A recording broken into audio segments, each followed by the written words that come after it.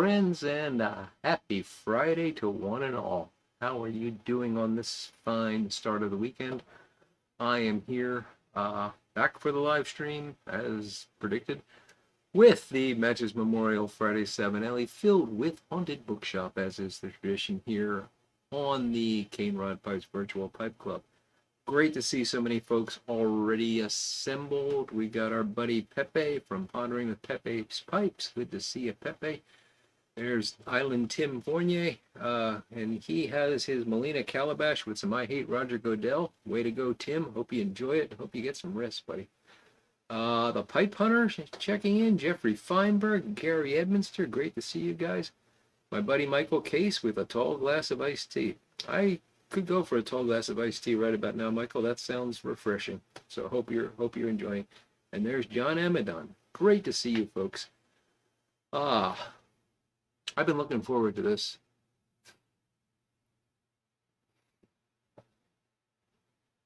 I need to there's going to need to be a little bit of de-stressing. We'll get to that in time. All's good. All's fine. It's all fine. All wonderful.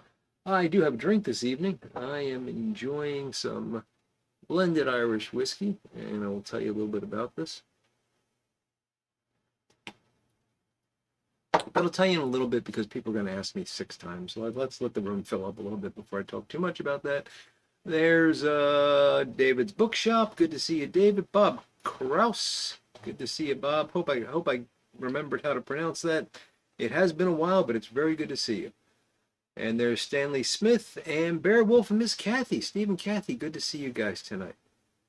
So nice to see everybody checking in. You've got the same thing? Is that the need to get rid of some stress or the glass of whiskey, or maybe both? Oh, maybe it's the pipe. I don't know. But I'm glad to see you guys. It's been a pretty reasonable week, actually. Got my car inspected today. Got an oil change and inspection. Asked them to give it a good thorough once over because I'm planning in I guess it's 2 weeks' time to drive out to Columbus, Ohio for the Columbus Pipe Show. And I was expecting at a bare minimum that I would need tires, and anytime I get my car inspected, there's it's a 15-year-old car. But it's still cheaper than a monthly car payment. And they called me and said, your car's done. That's it? It's just done? And yeah. And they gave me the price for the inspection, the oil change. So it's right around the corner, so I just walked over there. And it's nice because I actually have gotten to know the guy, their neighborhood guys that do the mechanic work, and it's a real nice situation. I like it a lot more than going to the dealer and just being a number. So I go in and I say hi to the fellow, and he says, "Yeah, the car's all ready." And I said, "Yeah, I'm surprised. I thought you would come up with something." And he said, "Oh no, you don't drive enough to have problems." Okay. So that was a nice surprise. That was fantastic. Is the Irish mixed with the Scottish? I don't think it is, Tim. I don't think so, but I honestly don't know much about this one. And I'll get onto it in a moment. Smoke-wise, got you there, Steve and Kathy. Okay. That could have been all the above, though, right? You never know. Bona Piper, Christian, how you doing, buddy? How you doing? I hope all is well with you, my friend. Any way you want it. Yes, Tim. Yes, thank you. Bum ba dum ba dum ba dum. Tim loves putting those earwigs in my ear. Hey, Tim, I didn't like the music you sent me last week. I hope you don't mind me saying that publicly, but, well, everybody knows that I've got strange taste in music, and Tim's much more mainstream in his taste, I guess. I don't know. I don't know what mainstream is anymore, but Tim likes to challenge me with music I would not normally listen to, and he's surprised me a couple of times with some stuff. If I just read the title, I would have gone, oh, no way, but I kind of have to because Tim sends it to me. And then I play it, and I'm like, this is actually kind of nice. But last week, Tim, those were not up my alley at all. But thank you for trying, buddy. I appreciate it.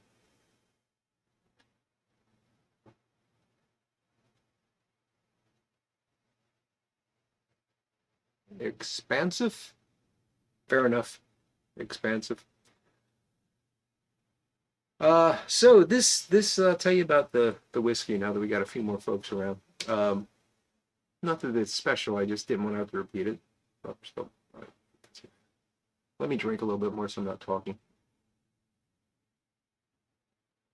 So this is a blended Irish whiskey that I am unfamiliar with, which is called the Quiet Man. And it is blended in Derry, Ireland, and that's about all I know about it. It's got an interesting label. I was just looking for something different. I didn't want to get another bourbon. I had just finished Four Roses, which was quite nice.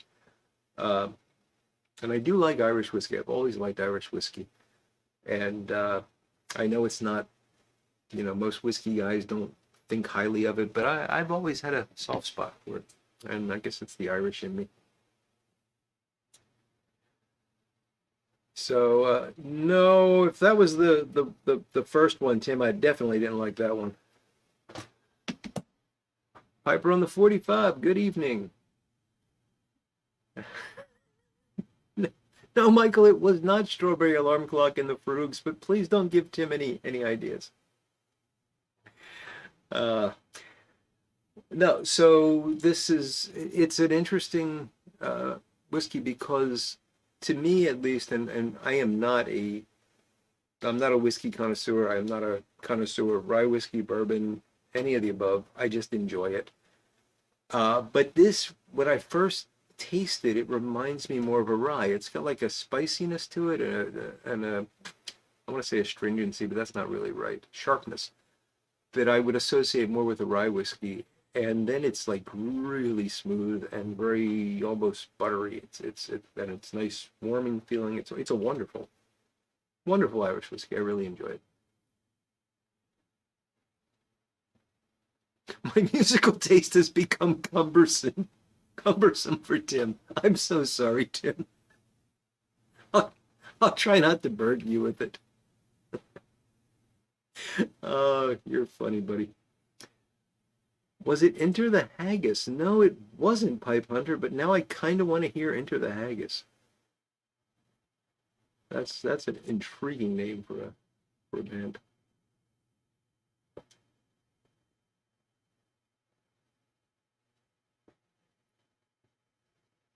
I was always a little bit what's the word? I was going to say obsessed, but that's too strong. Intrigued by haggis. Initially as sort of a joke, like, oh, they eat that, and, those silly Scotsmen. And then a curiosity, and then I actually tried it and realized that it wasn't too bad. But then I got real haggis and realized that it's actually not very good. So it's an interesting thing. Um, it's a definitely real, true Scottish haggis made in Scotland by a Scotsman is an acquired taste, to be sure. You can find things here in the U.S. that are palatable by our standards, but it's not the same.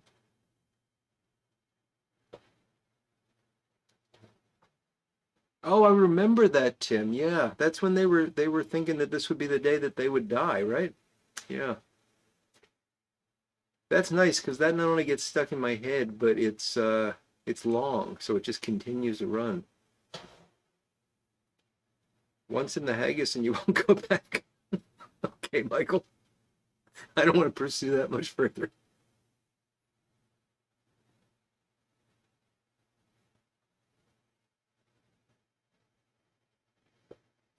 Well, I love and have always from the time I was a little kid. I like Scrapple. And for those of you that don't know what Scrapple is, it's a sausage. It's a pork sausage, and it gets a bad rap because they say, oh, it's got snouts in it and it's got hooves in it and all that stuff. No, it doesn't. It's got parts in it. It's like any other sausage. It's not just prime cuts of meat going in there, but there's some organ meat and stuff like that. But it's like any other sausage, and there's actually a large amount of usually oats in it, and it's well spiced, and I just like it. I like it a lot. It's not as dense as a lot of sausages are, so when it's cooked properly, it's usually sliced. So they make it as it cools down, it congeals, so you can slice it like a loaf. and the slices should be fried, ideally in bacon grease, until they're crispy on the outside, but the inside is still kind of creamy. And oh, it's quite delicious. I know I'm probably not doing it justice. Anyway, I've always liked that, and to me, haggis kind of sounds similar to scrapple. You know, you've got the oats and you got the various parts, and but it's sheep, and anyway, it's quite different.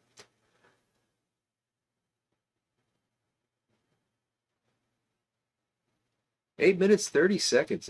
That's long. Not the longest, I would guess, but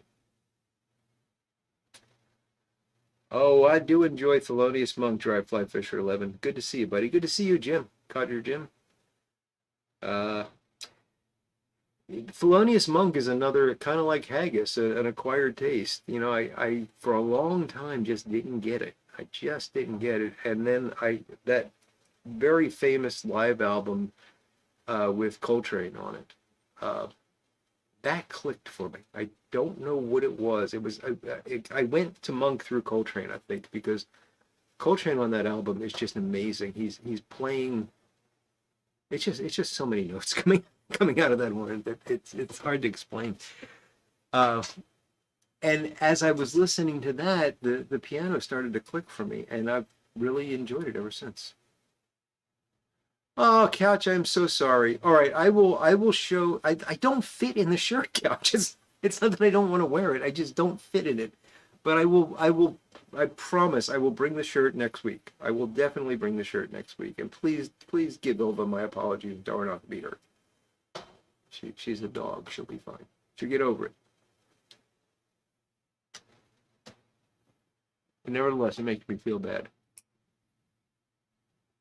Big Dave, you know how we deal with tardiness here.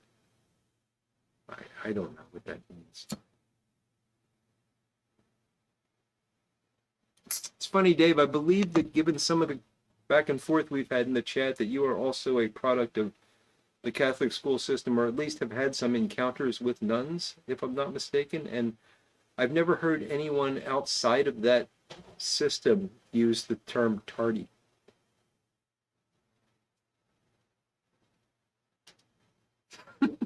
Felonious Monk picked your pocket. Very good, Michael.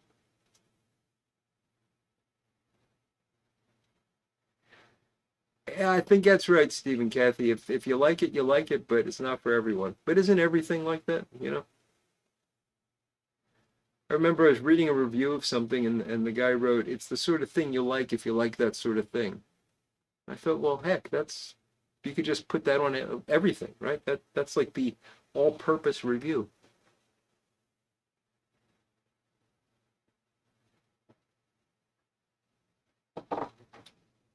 Kind of Blue is good, Pipe Hunter. I mean, I'm not a huge Miles Davis fan, but it's listenable. Rich B1, good to see you, buddy. Feel free to just listen in. Nice to know you're there, though.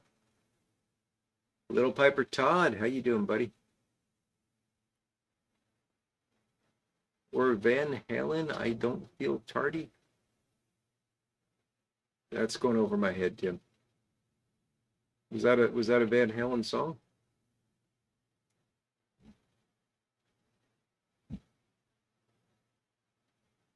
All right, Dave. Amen. I feel the same way. I'm the man I am today because of them.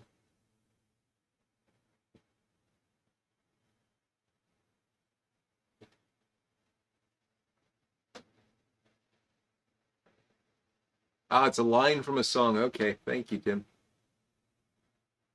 Keith Jarrett is fantastic too. I know the name.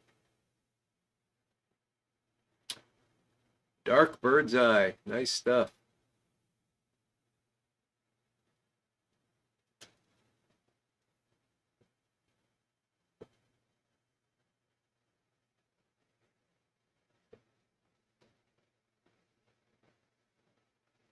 Okay, Tim, that sounds good. I don't know, probably 80, 83, 84, somewhere around there, where summer was just full of Van Halen. Not that I can actually think of a song. I'm trying. Panama. There you go. Yeah, pulled one out.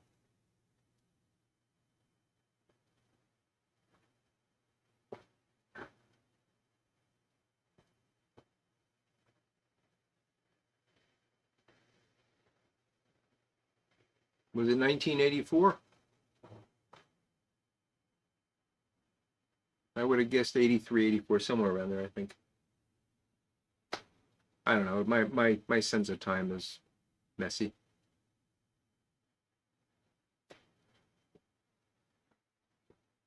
Oh, I do remember Jump. Yeah, that's another one. The Indians are playing the Phillies. Indeed, Couch. Indeed.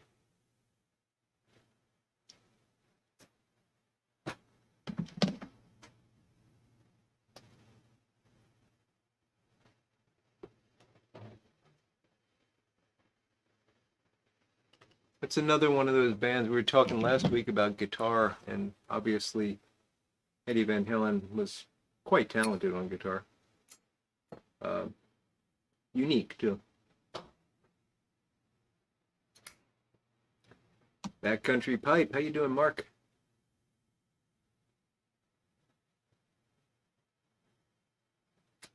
He did the solo for Michael Jackson. Beat It? Huh.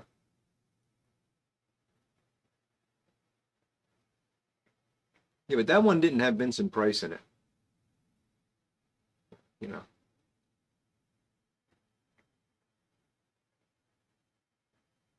I mean, if I was recording a song and I had a choice between having Eddie Van Halen play guitar or have Vincent Price do vocals, I'd probably go with Vincent Price. Maybe that's why I'm not a rock star. That's probably the only reason, is that I would not be able to decide correctly on that. Yes.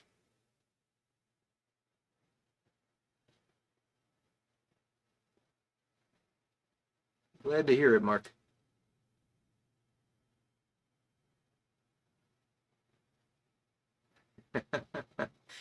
Yes, Couch introduced me to Buckethead, which I find fascinating. Um, Interesting guitar work.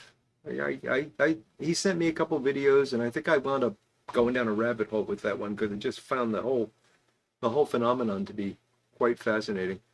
Um, and I can appreciate the guy's guitar playing for sure, but the man only performs with a bucket on his head.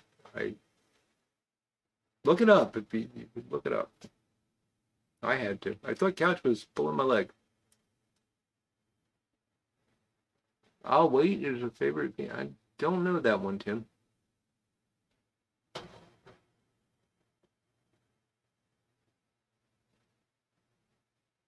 Ah, yes, last Friday for the blend of the month, indeed. And I got it right here. We're going to be having it for the second pipe. Um, I say this is a winner, yeah. And I talked about it last Sunday if you want more details. But yeah, I definitely think it's a winner. Guitar playing makes him hungry for chicken. There you go.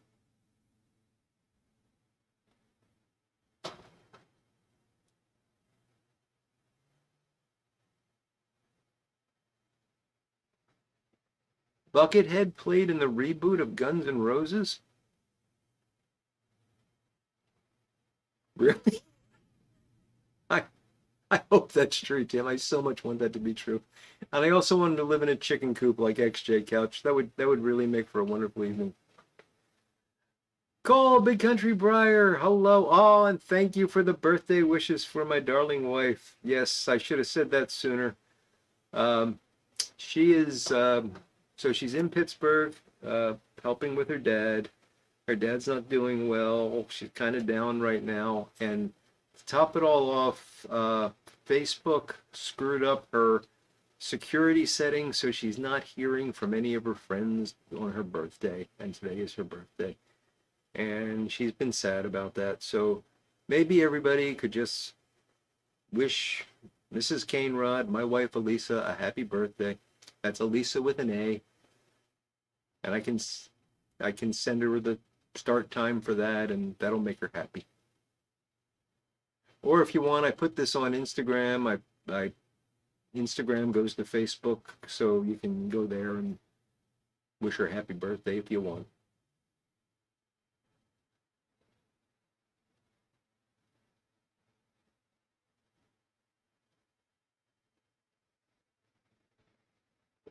Oh, you don't get birthday wishes either, Tim? Well, we'll have to fix that next year. Or this year. I don't know when your birthday is, Tim, but let me know. Oh, here we go. Thank you, guys. That is, I do appreciate it. It'll make her feel much better.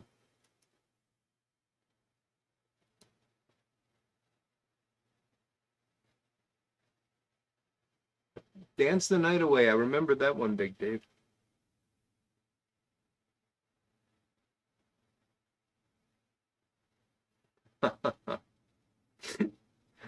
Oh, Michael.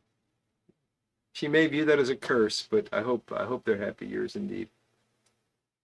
20, October 26th. Oh, I should be able to remember that. It's the same date as my wife's birthday, just in October. Okay. We'll have to remember to wish Tim a happy birthday.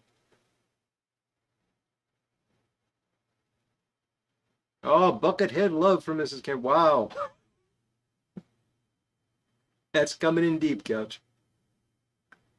I do love Hallmark movies, Cole. Yeah, I do. Yeah,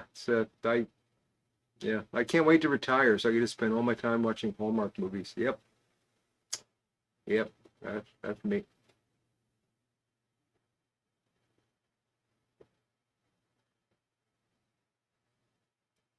I tell you how insecure I can be at times. I don't know if I'm going to be able to show you this. This is just me making fun of myself here, but you know how sometimes you just think stupid stuff, right? You've all thought you've had stupid thoughts, right? Or am I the only one?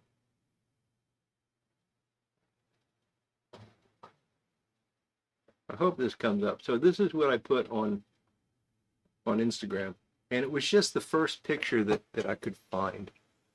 So you can kind of see that. I'm trying to avoid the glare, that's why I'm turning it that way.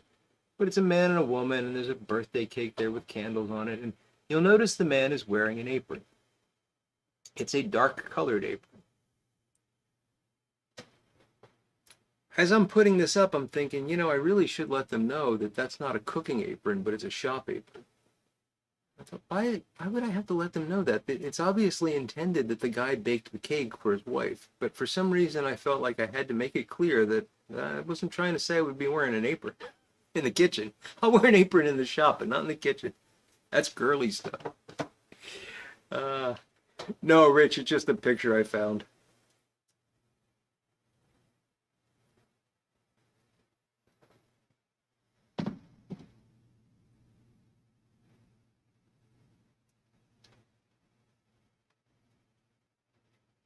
It is the same movie, Pipe Hunter. Dry fly fisher, I tried all week to make greed normal and it just didn't work. Just didn't work. Uh, it is the same movie, Rich. Uh, I know, Cole. I know. Smooth Piper, good evening, Peter. Good to see you. Good to see you. It might be a butcher's apron, Tim. I'd be okay with that. For some odd reason, I just didn't want people to think I was the kind of guy that would wear a apron to cook. I don't know. And you know what? Honestly, if I had one, and it would probably not be a bad thing to do because I've ruined plenty of clothes splashing stuff on them.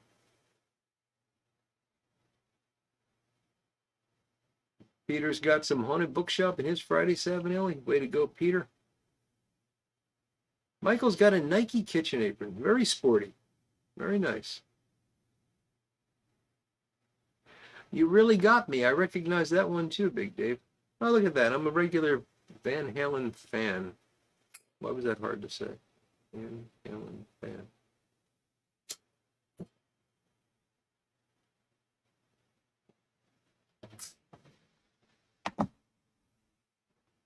Didn't they have the album that was a collection of letters and numbers, but if you said it out loud, it meant something?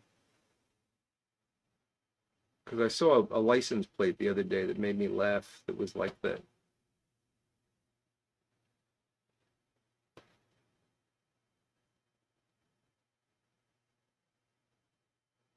Ah, thank you, Rich. Yes, OU812. Right, right.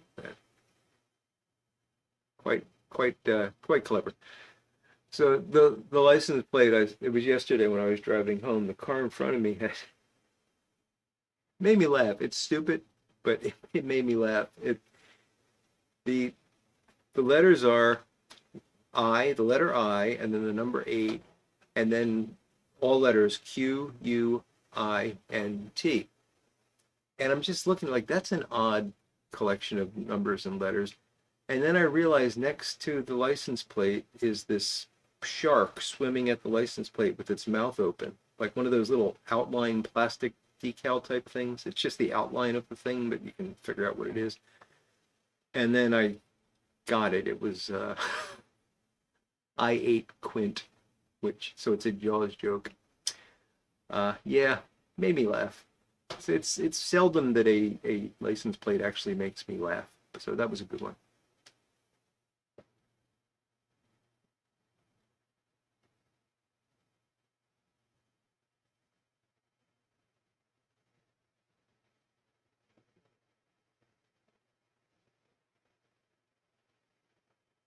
Did not think we'd be talking about Van Halen tonight, but hey, I never know.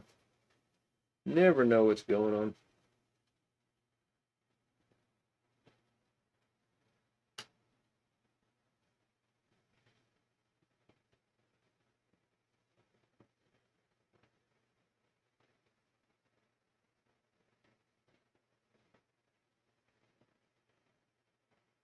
20% off Cornell and Deal at Smoking Pipes. Fantastic.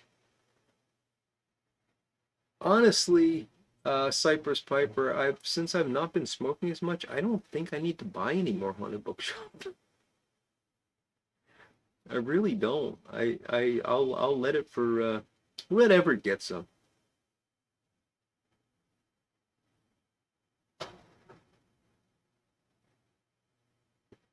It is a fun movie, Backcountry Pipe. I honestly don't rate it as highly as some people do. Um, but it's fun. I don't think it's a great movie, but it's a fun movie.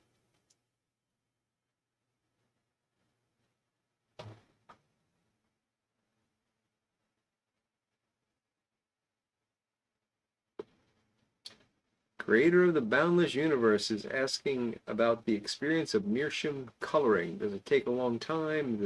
Is there variation? Does that have anything to do with quality? I know nothing about meerschaum, Creator. I know absolutely nothing about them. I have one. I don't like it, but it's probably because it's not a very good one. Maybe somebody else can comment on that. 13-year-old loves Jaws. Well, that's cool, Tim. Given the age of that movie, I'm really glad that the kids are still appreciating it. Because one thing I'll say for it is it was well put together. It's a good. I watch a lot of these, and I enjoy them immensely. So there's a guy named Brandon Tenold that does reviews of like B type movies. Really bad cult classics is what he calls them.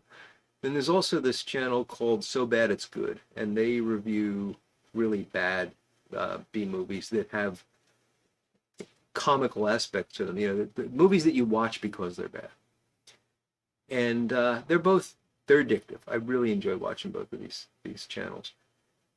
But what has struck me is time and time again they complain about the movie when people are talking. They just complain so much about the dialogue. Why is there so much talking? Why is nothing happening? And to me, that's the best part of the movie. That's where you're learning about the characters. That's where you're building the character, and that's important. And I think one of the reasons I don't like a lot of modern films, I'm just saying I don't like them, is that they don't do that. They just go straight to the action, and it's just action, action, action, fast cut, fast cut, fast cut. And for me, that doesn't work. Um, so it's nice to know that a 13-year-old can appreciate a movie like Jaws because while there is plenty of action in it, it does also have a fair amount of character development. Big Dave, I love that bumper sticker. That's hilarious.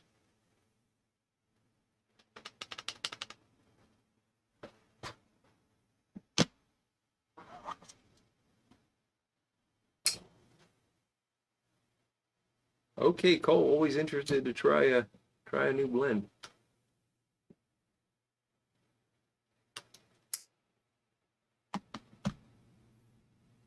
I gotta figure out what I'm bringing. My cellar is so haunted bookshop heavy that it's almost, you know, but I'm sure I can dig deep.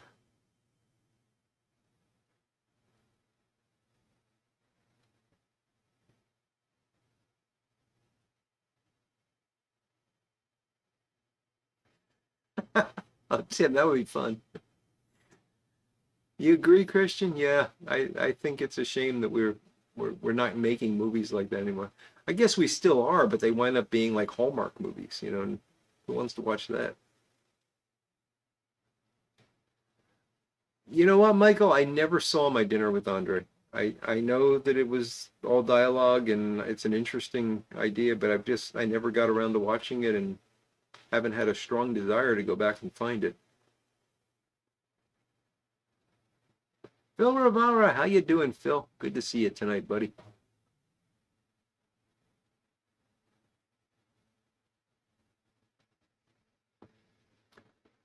There you go. So Beowulf and Miss Kathy saying a good quality meerschaum does take a while to color. They have several, and even the one that is smoked most has only a small amount of coloration. So, and I do know the very little that I know about meerschaum is that the coloration is not like you don't get it across the whole pipe. It'll usually be in one. It'll start in one spot and will ultimately spread, but it can be patchy. So it sounds like your experience is pretty normal. Sorry, I forgot who asked that question, but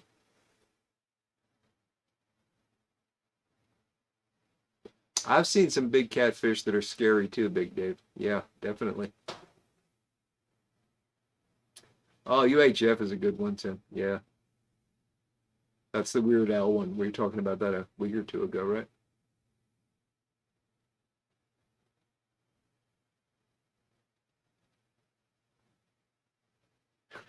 There might be pics, Cole. I think there are, and I'd like to see those.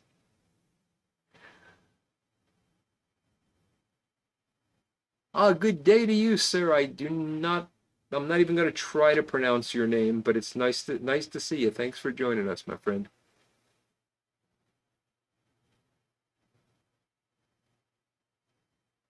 Patrick Grant, how you doing, buddy?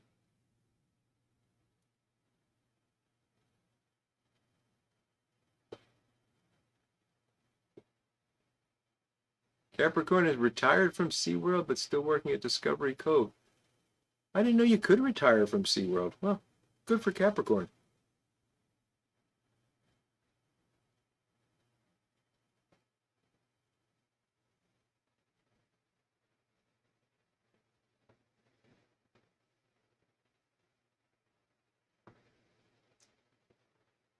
I would think a cougar in any enclosed place would be a quite scary thing, Tim.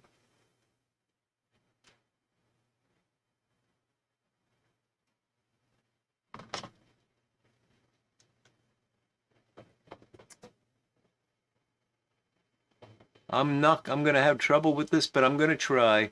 So Sergij from Belarus. I hope I'm close to that, but very nice to see you. Thank you for joining in from all the way in Belarus.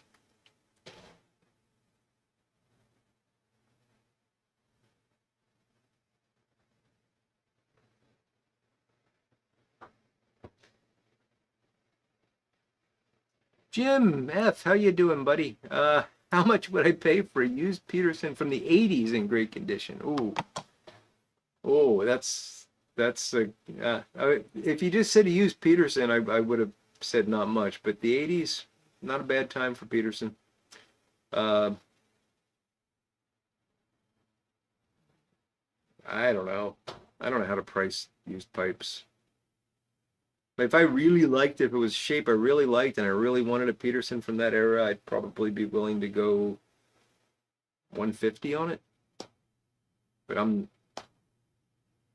I'd be interested in other people's opinions of that.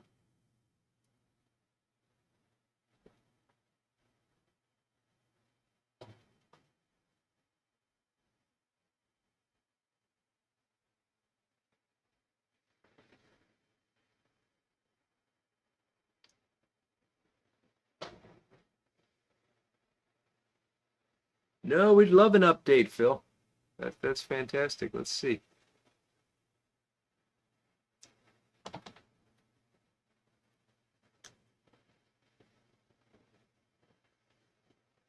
So you're closing in on, that's fantastic, Phil. That is fantastic.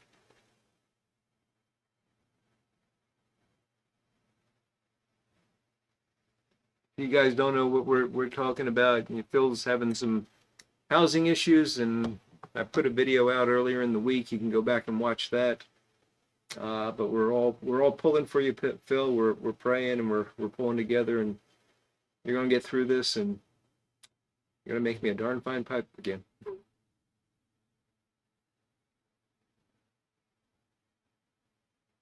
So it's like Sergey, but with an IE. Sergey. You shouldn't try to teach me to do this, my friend. It took me 4 years to figure out how to say Tim Fournier, and I think I still might say it wrong.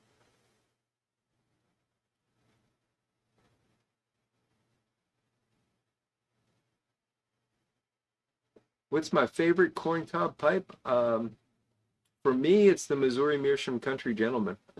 I like that shape, and I've got a few of them. I've drilled them out so they're a little bit larger.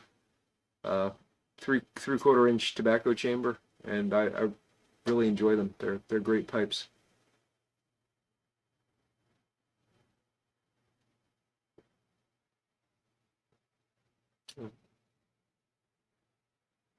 Glad to hear it, Phil. And you're quite welcome, I'm sure, from everyone. But the fact is, we all appreciate what you've done over the years in the community. You've always been there for us. So, and as I've said, we all have these times, and it's just a great community to be in because we know somebody's going to be there to catch us when we fall.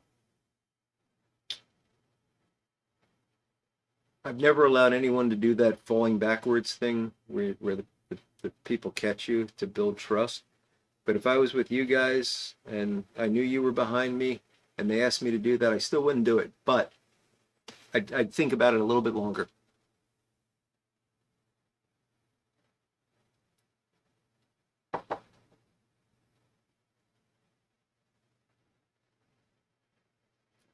Now Tim's trying to write phonetically, and that's not how. So I'm still saying it wrong, Tim.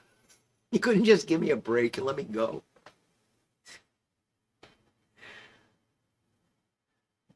Fournier. You told me it was like a car going by, so Fournier.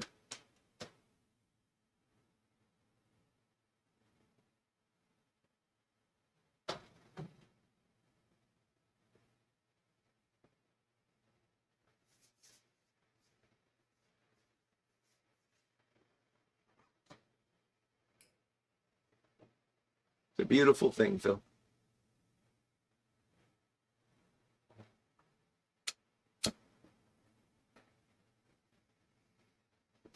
I know you'd make me nervous, and I'd like to believe that in the end you'd still catch me, but part of me thinks that there's enough of you that would find it funny if I fell that I'd still be worried.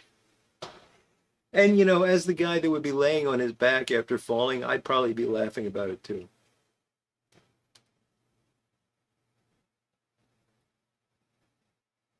Oh, so Rich, you would just fall on top? Fantastic.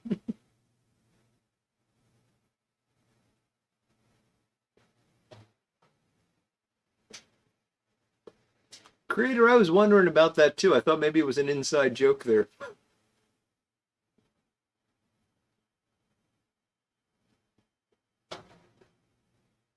Great question, Michael. So if Sergey is still on, does Belarus grow any tobacco? What kind of tobaccos do you have there?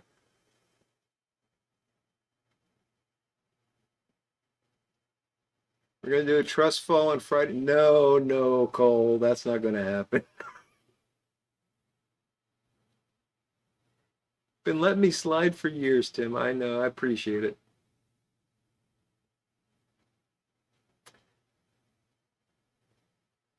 Now, Couch wants tire suggestions. I was convinced I was going to need to get tires today, but they said no.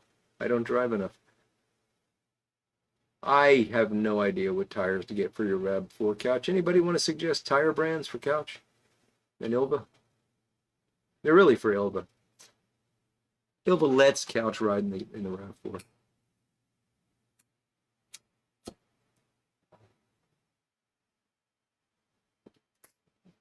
Big Dave, I would love to do that Dandy Don Meredith iced tea plunge thing. Yeah, why not?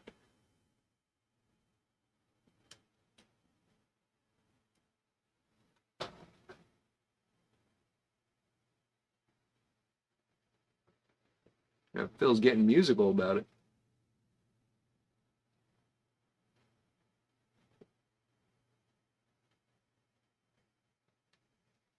Oh, it sounds like Yi. So Sergey, Sergey.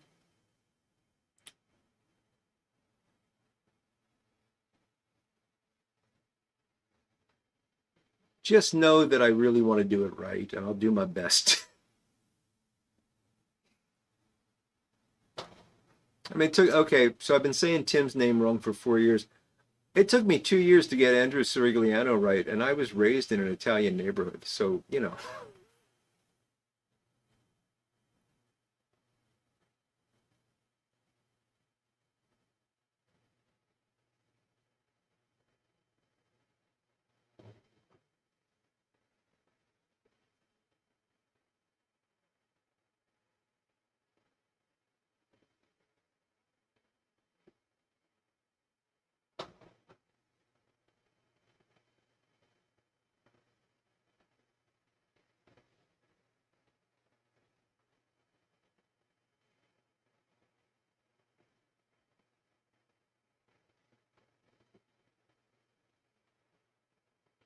We've driven Tim to prayer. What happened?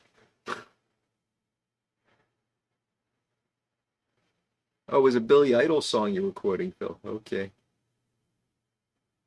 I think I know two Billy Idol songs. Couch, I hope you're paying attention to the various suggestions here on tires.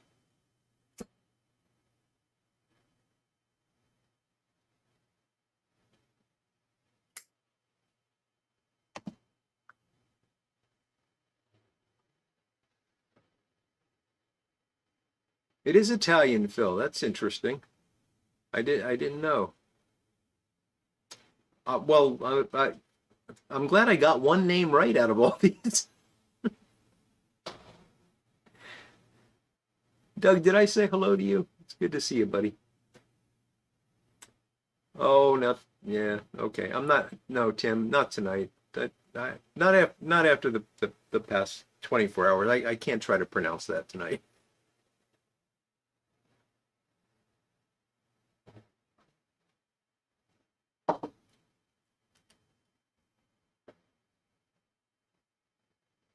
Will that work?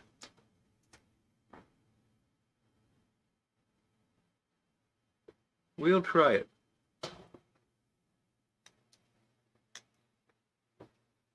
Look at this. This is technology. We're going to get a real-time translation of Sergei's name.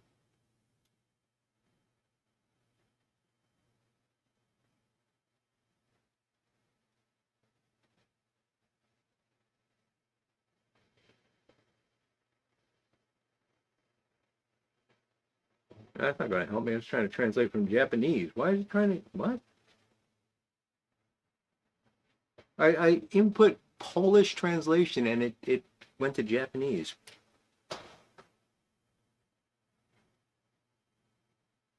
Oh, it was recent. Okay.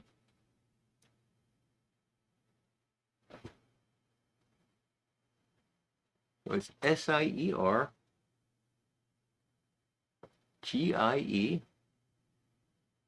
J. Sergey. Sergey. Sergey. No, that's the translation. Sergey. Sergey. That's as good as I'm gonna get. So, it's very nice to meet you, Sergey. And it's going to degrade from there. I'll be calling you Sergey by the end of the night, but you know, I tried.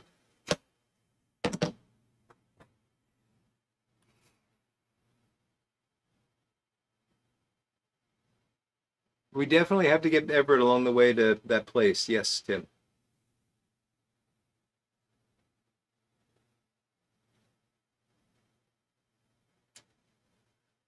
I see. So you're a little mixed up like me, Phil. So I am. It's a combination of Irish, German, Italian, and possibly French, although that's debatable. But then if you my sister started doing the ancestry thing, and there's all kinds of stuff back there. There's a lot more German than I thought, and there's even some Cherokee Indian, which I'm still trying to get her to give me the information on because Steve was going to look it up for me, and she's dealing with my brother now, so but we'll get it someday. Ah, Peterson Pipe of the Year, nice, Doug. Hey, Doug, we had a question from Jim. Uh, what's a good price for a good condition Peterson from the 1980s? Can you make a guess on that? It's in excellent condition.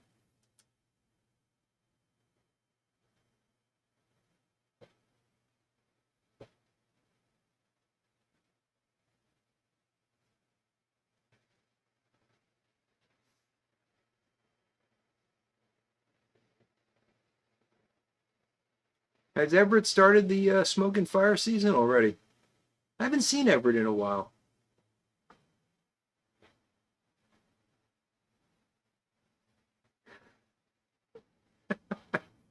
Oh, Christian.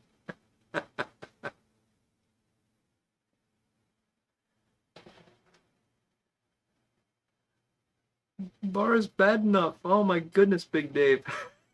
It's a deep cut. Still got the I Hate Roger Goodell going, Tim?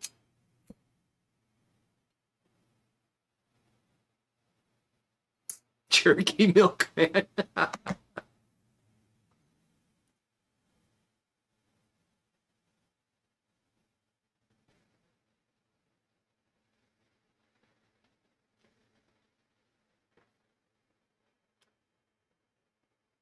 Oh, Doug, I'm completely hopeless when it comes to rolling an R. So Phil's saying 70 to 120. Doug wants to know what grade of Peterson. So Jim F, if you got the grade information on the Peterson, Slavic version of a Roman name Sergius. Nice. My wife is Slavic, Slovak. She was born in the U.S., but that's her ethnic background.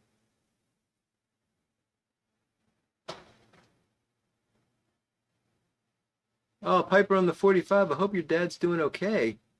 But yeah, they do not have a sense of humor about that at all. You moose and squitter. Oh, Big Dave, don't get me started. I loved Rocky and Bullwinkle.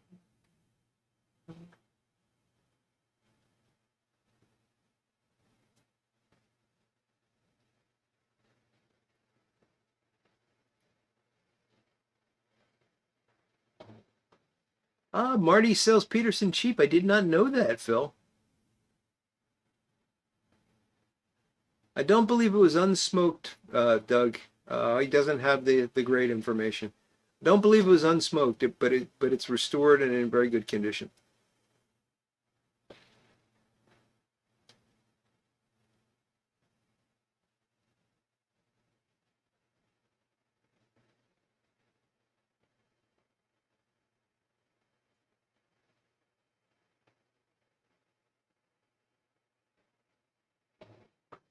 So the grade's going to matter. Okay.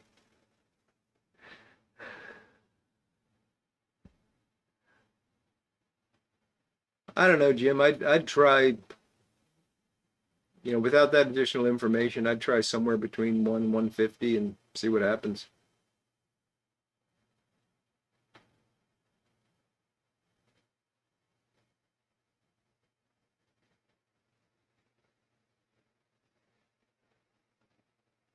Peach fuzz. Good one, Michael.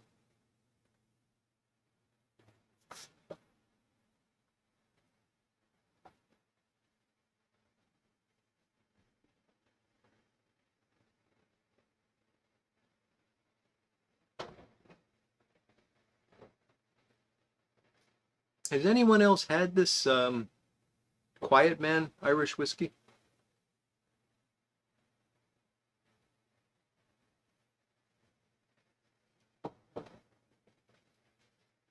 It's unique in my opinion.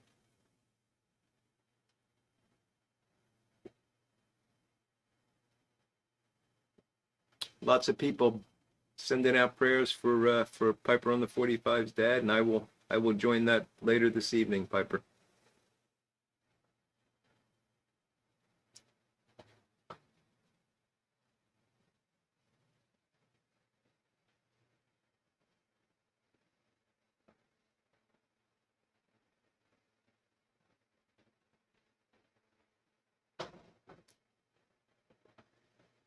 I got tired of the loud woman Irish whiskey. Yeah, yeah, that was not anywhere near as good.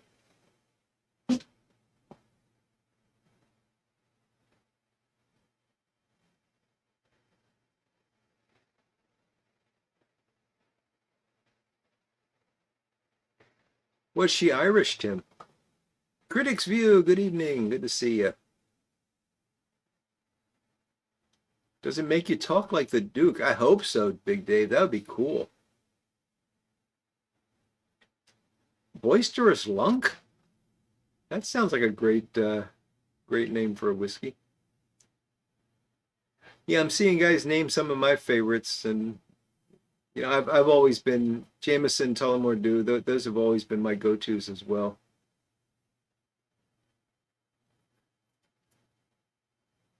But I figured I'd try something different, and it's nice. I said earlier, and sorry to repeat myself, but I know a lot of guys tuned in later. The interesting thing about it is the initial flavor is very much, in my opinion, reminiscent of a rye whiskey. But it pretty quickly fades, and then you've got this really nice, soft Irish whiskey, sweet, buttery. It's good stuff.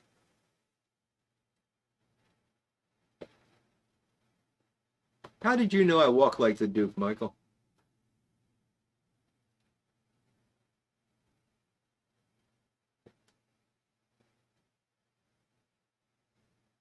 Sergey is asking what we think about Nicotina rustica.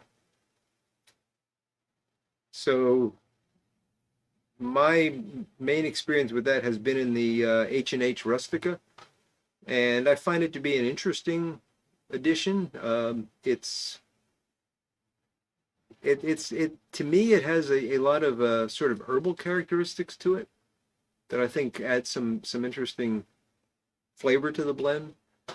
I am not sensitive to nicotine, so I can't really comment on the nicotine content, but a lot of people say that it's really a nicotine bomb.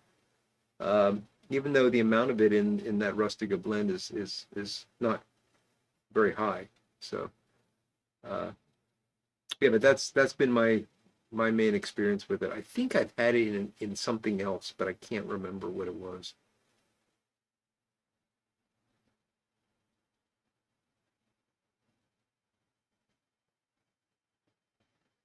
That makes sense, Doug. That makes a lot of sense.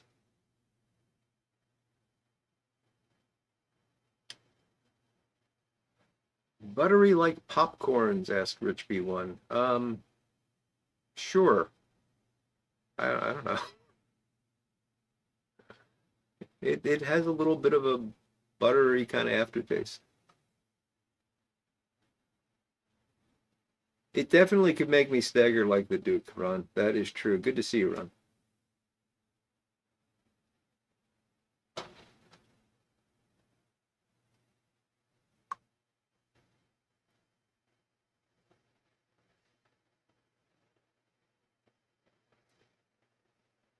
Yeah, it's kind of Oriental in taste, Rich. I agree. But it's greener somehow than most Orientals.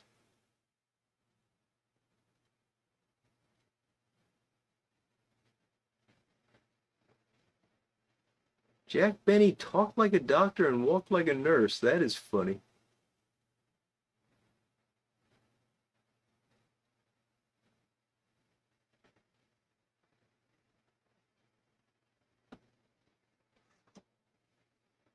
So Couch and Patrick both weighing in on the Rustica being high in nicotine side of things.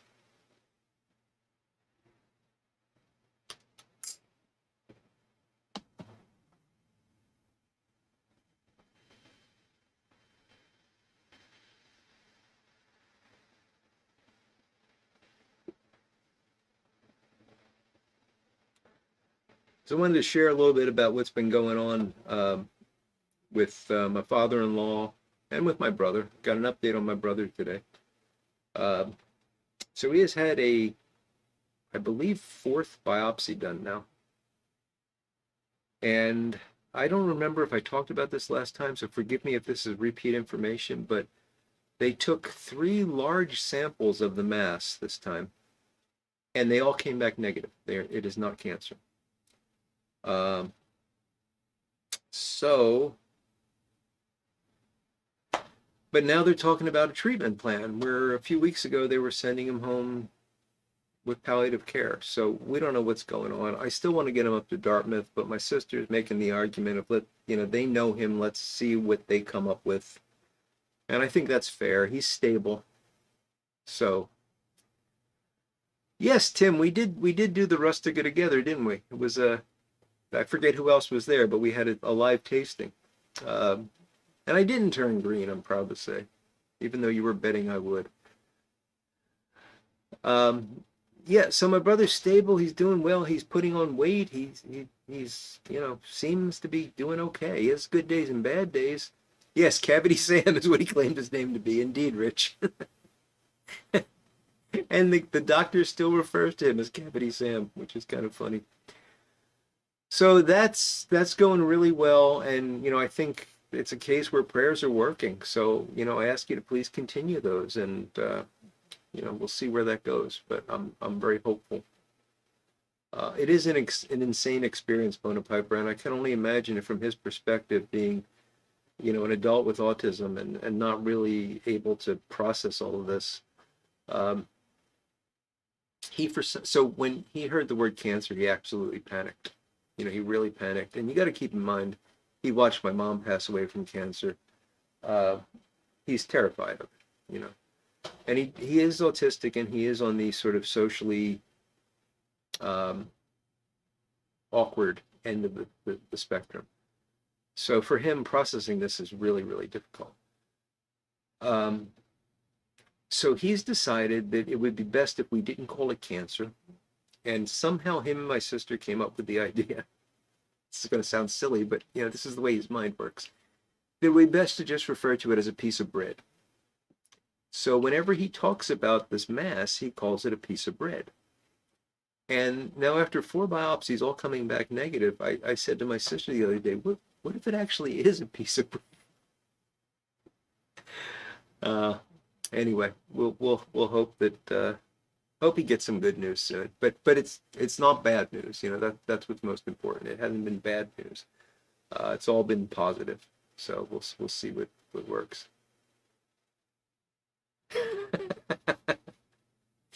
Christian, I will convert you if you do that, because I can grow hair. I've just decided not to.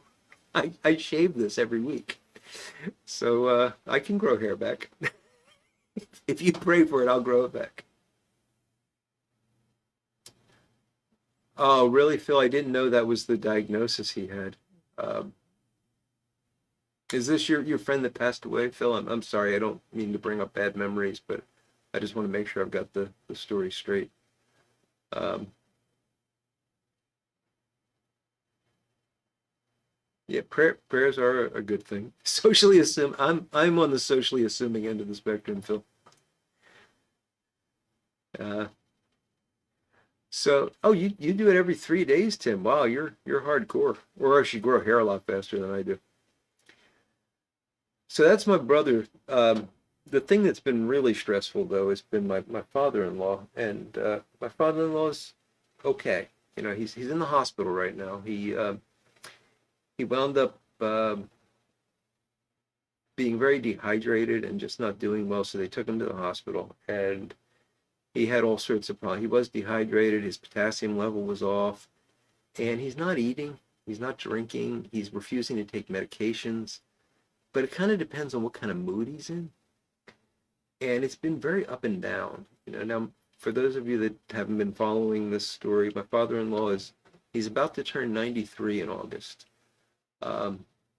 Has been having issues with mobility and stuff for probably definitely for the last 5 years, but even going back 10 years, he wasn't like, getting up and trotting around. he's been having trouble for a long time. And oh gosh, Phil, I'm so sorry, but I know the story, and it makes me tear up every time I think about it. That was just a terrible thing. Terrible thing.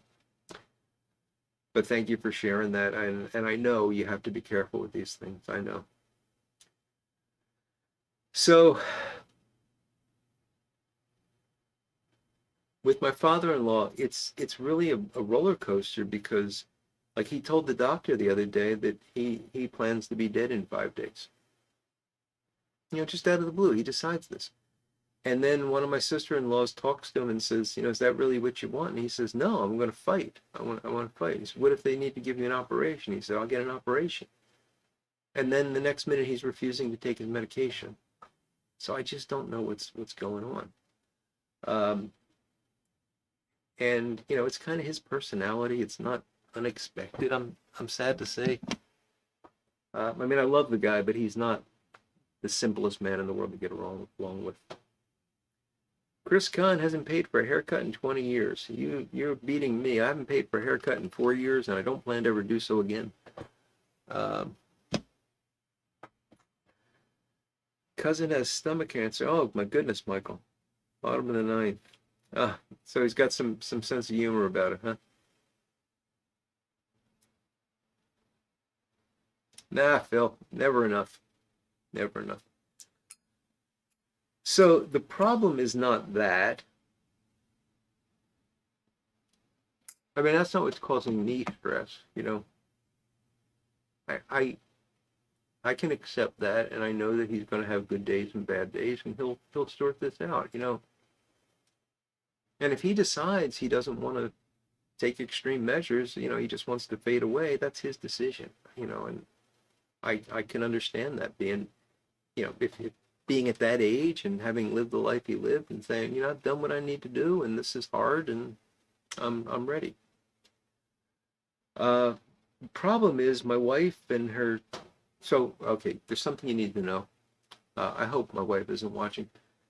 My wife and her entire family are absolutely insane. I mean, there's not a sane person in that entire family. And I love them dearly.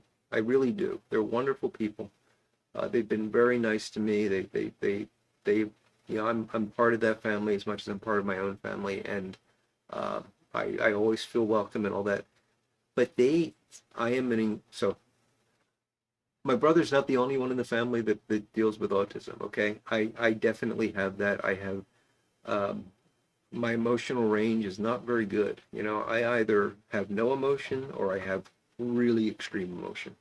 I tend to be hyperlogical and I deal with things at a very factual level, no matter what they are, until they become overwhelming for me and then I break down.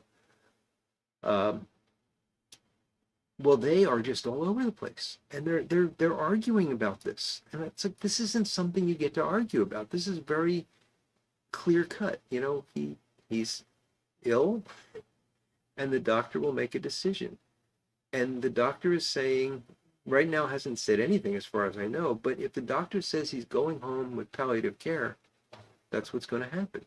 If the doctor doesn't say that, and he says, and he's mentally competent.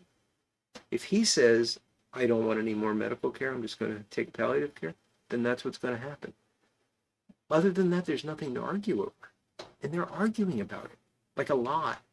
So I get multiple phone calls and text messages all day from my wife, who's hyper emotional about this. And, you know, I try to be supportive and everything, but it's really hard because I don't have that part. You know, I'm just looking at it saying, well, this is really clear and obvious to me that, you know, this is what's going to happen. And you got two possibilities and they're going to go this way or they're going to go that way and there's nothing I can do about it. So she doesn't appreciate that. It's hard. It's hard to deal with emotional people for me.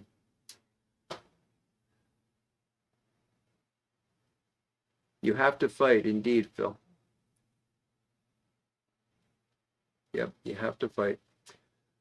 What do I like more, flake ribbon cut or shag cut? For me, it's probably ribbon cut, although I'll smoke anything. You know, I'm not, I don't really. I just like ribbon cut because it's quick and easy. Bona Piper. So sorry about that. You told me that in private, and I didn't want to announce it. But yes, Bona Piper lost his mother-in-law last week. 92 years old, lung cancer. Palliative care for 3 months. They were going to send her home 6 days before she passed. My goodness. I hope all is well. I hope Maria's doing well, Christian, and yeah, we'll certainly keep well. We'll keep you and Maria in our prayers. I'm sorry, buddy.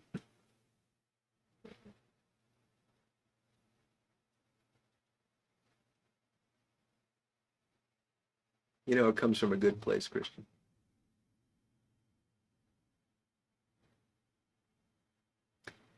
Well, Phil, that's the problem. I want to fix things, and I guess that's a guy thing. But to me, she calls me up and she's saying, "Oh, this sister's saying that." And first off, you never get a simple "this is the problem." You get a recreation of the dialogue, which I heard once that there was a study done that women use 15 words to every word that a man uses, and I believe that. And I'm not putting women down. It's just that they process information differently. Um, and I just want to fix it. And I don't think that's why she's telling me this. I think she's telling me this because she needs to say it out loud. Oh, Beowulf and Miss Kathy, thank you so much. Yes, and we'll keep you in our prayers, both of you. So you take care and have a great weekend, my friends.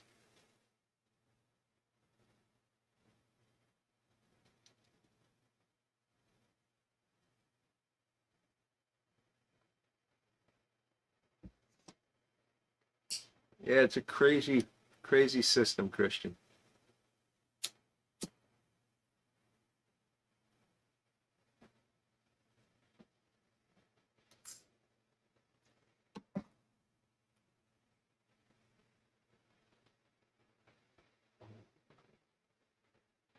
Jim F., are you asking what state am I in? I'm in Pennsylvania. I know that video, Tim.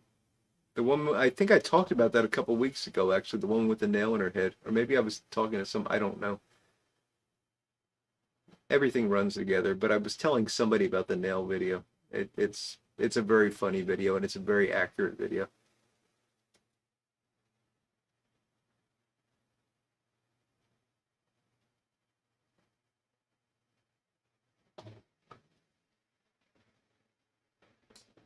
There are battles for sure, creator, for sure.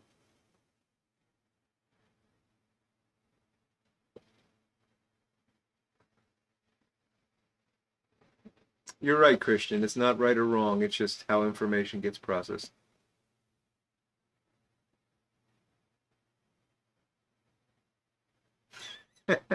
Yeah, Phil, that's pretty much right.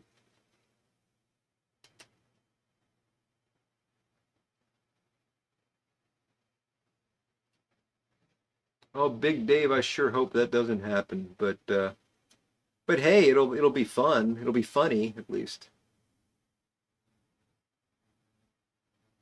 Oh, you're in Texas, Jim F? Okay. Yeah, we got a few Texans here.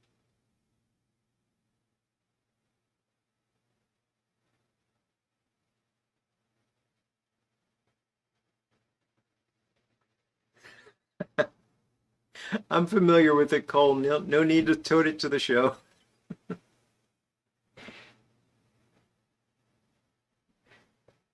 Yeah, Ron, I went through something similar when I was going through cancer treatments, and I think you kind of have to. Um, I used to, I love doing this. It made me laugh, and it made other people really uncomfortable. But somebody would complain about something I had done, and I'd just say, hey, I'm the guy with cancer. Got me out of a lot of stuff. But you gotta have that sense of humor. Rich is a recently anointed Texan. I knew they did things differently down there, Rich, but I'm sorry, I called you Rick, Rich. But I didn't know they actually did the anointing. That's pretty cool.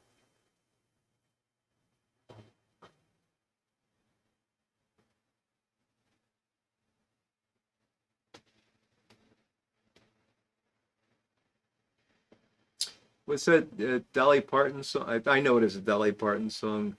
When I die, I may not go to heaven, but you'll take Texas, something like that. Rational male or the ape that understood the universe? Oh, give him a look, Tim.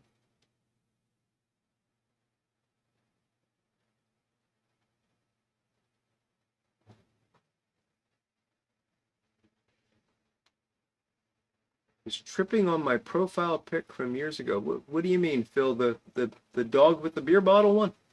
I can't change that. That's my trademark.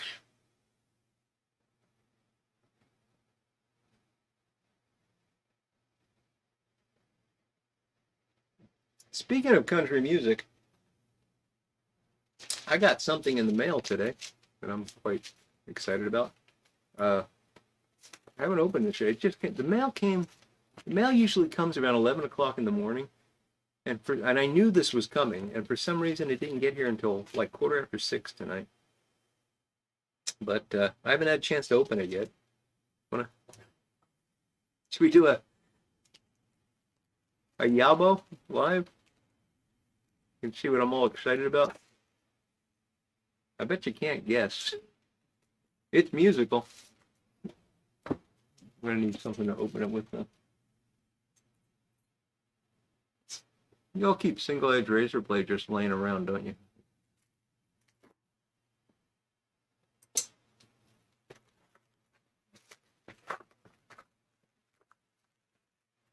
I'm very excited about this.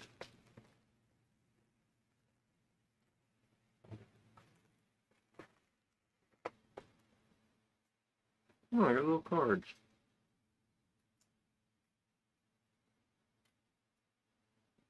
I have to read these. So, I like, as I mentioned, I like some fairly eclectic music. And I really like bluegrass, and I like old-time music. And about a year ago, maybe longer, I happened upon this channel, this YouTube channel. It was an Appalachian channel, and it was this woman who would talk about like Appalachian culture and stuff, and it was kind of interesting. Had nothing to do with music, but it was like, you know, how people in that region would go about their lives, you know, things they would do that were different, you know, how they would grow their own food and process it, and you know, canning and that sort of stuff. And it was interesting. I kind of watched a couple of videos, and I didn't subscribe, but you know how YouTube is, it keeps showing you the same stuff and all that. And one popped up one day, and it was my daughter's reacting to Appalachian words or something like that. So they were words that were very much part of like the Appalachian vernacular that would not be commonly known. And there were these two young girls that were sitting there, and the mother was asking, you know, what does this word mean? What does that word mean? And I was pretty impressed by them, just because they were taking the time to sit down with their mom and do this, you know, and these were teenage girls. And then the immediate suggestions was something like they do a song or something. I thought, what's this? And I clicked on it. So these girls are known as the Presley twins, and they do old time music. One plays a violin, fiddle, and the other one plays guitar, and they are amazing. I mean, I really was struck by their harmonies and the music, musical style. I love the old time music. They do some gospel stuff too. And the other day, so I subscribed to them, and they would do music stuff and all that. But as they've gotten older, and they're now they're married and kids and all that, you know, so this has moved on pretty quickly. They don't do as much music, and there's a lot of like, you know, come with me while I go grocery shopping, that kind of stuff. So I don't really watch that, but the music stuff I really enjoy. And occasionally they'll do just like a chat type thing. And I like watching it just because these are like really well-grounded. They're religious, they're Christian, and they're very open about their faith, but that's not the main point of it. And it's just nice to see that kind of culture still represented today. Anyway, they had a video out the other day where they did a couple of songs just sitting in the kitchen with the fiddle and the guitar, and they sang a song that I really love, and I don't know what it's called, which is embarrassing because that's kind of the point of the story. It might be called Muhlenberg County. It might be called Mr. Peabody's Coal Shovel. It's something like this. I've known this song forever. I've heard many, many different versions of it. And they did a version of it. And I really liked it. And I thought, what the heck is that song called? So I went down to the description to see if they listed the songs. And they did. And they also said, buy our CD. I thought, oh, wow, they have a CD. So I bought their CD. This is a long story to tell you that I bought this CD. And there they are. And the name of it's the Presley Girls, and When It Ends in a Walk. And this is There's a Time, John Mason's Waltz, Red as the Rose, Give the Dog a Bath, When It Ends in a Walk, Crazy Arms, The Blackest Crow, Midnight on the Water, He Is Real, Brasstown, and Ruby in the Kitchen. So I'm really looking forward to this. And again, if you're at all into old time music, Appalachian music, you should look them up. And what do we have here? Thank you for the orders. Label free to keep extra trash from the landfill. How about that? Ingredients, what?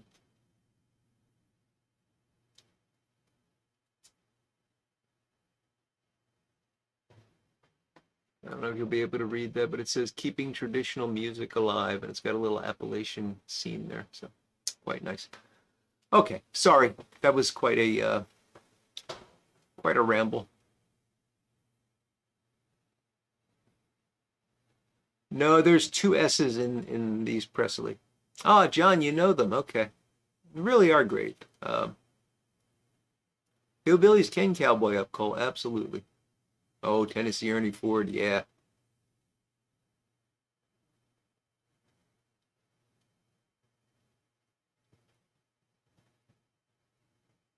Jim has a room dedicated to Elvis in his house. Well, Jim, you got to meet Cliff. Our buddy Cliff is a huge Elvis fan.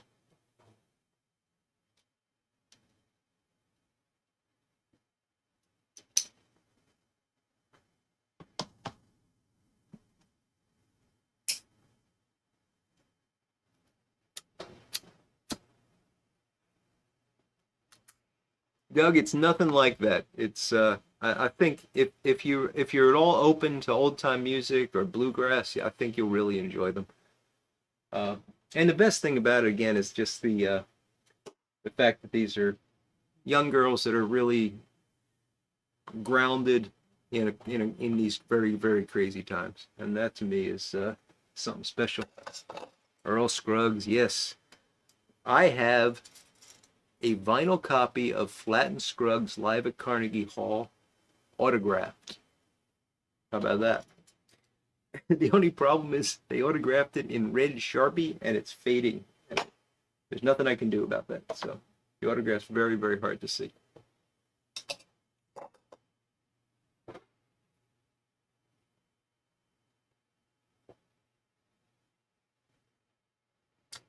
All right, so we're ready to switch to another pipe, and we are going to do the Tobacco of the Month, Cornell and Dill Burley Flake #1. Where did I get that CD? Jim F., I got it off of their Etsy page, but if you check YouTube for the Presley Girls, any video they have will probably have the link in the description, and if I can remember it, maybe I'll put a link in the description of this video, although I think they would find it quite bizarre that a bunch of people start buying their CD from a pipe smoking channel, but they'd probably never know.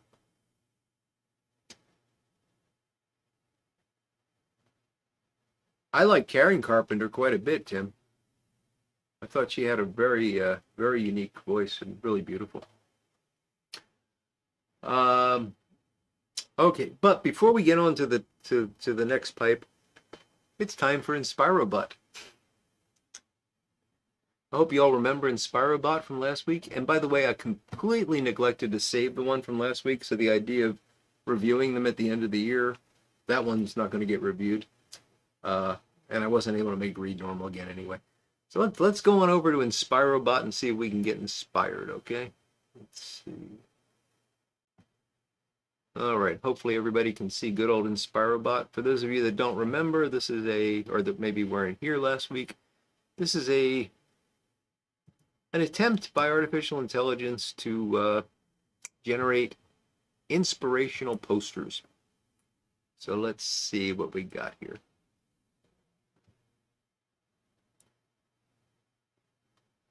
Sagittarius, November 22nd to December 21st. Adventurous human, fabulous husband, hopeless jerk. Do we have any Sagittarius in the audience?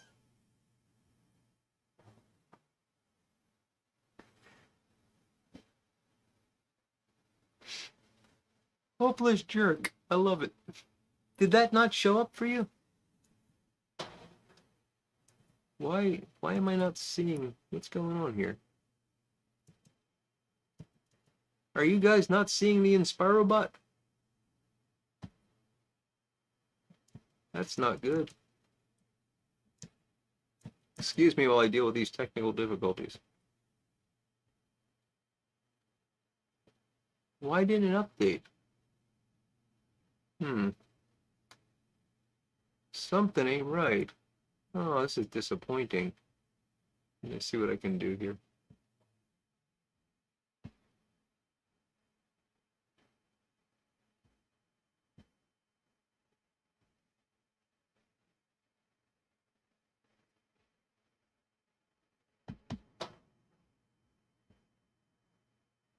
Okay, that seems to be okay now.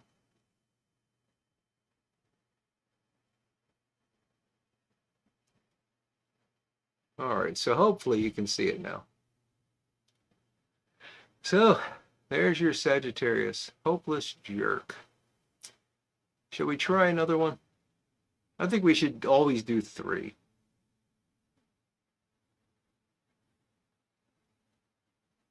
Well, has it updated now? You should be seeing the Sagittarius quote. What's going on?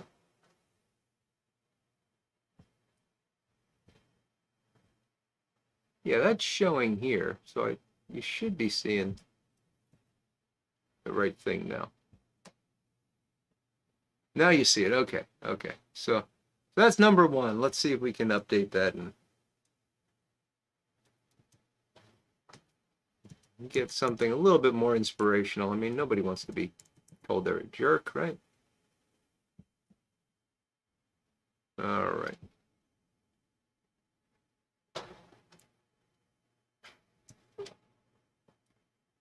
Okay. I'm just going to leave that one up there with no comment. I really like that a lot.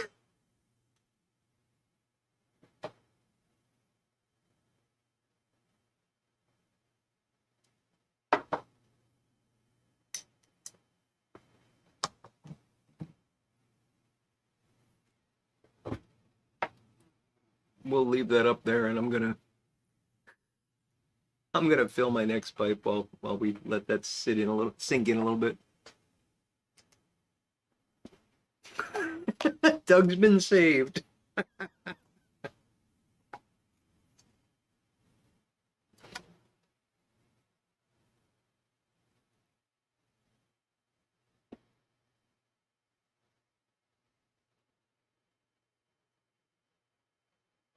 I like that it's over a major city too. I think that's just beautiful.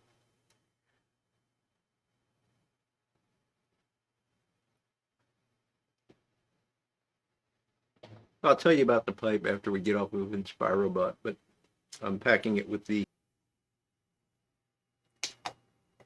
There can be a lot of connotations, indeed, creator. Yep, 2017. Okay.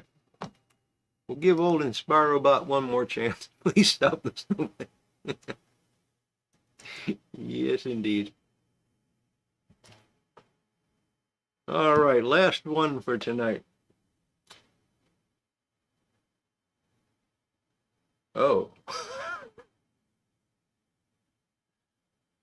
I don't really know what to make of that one.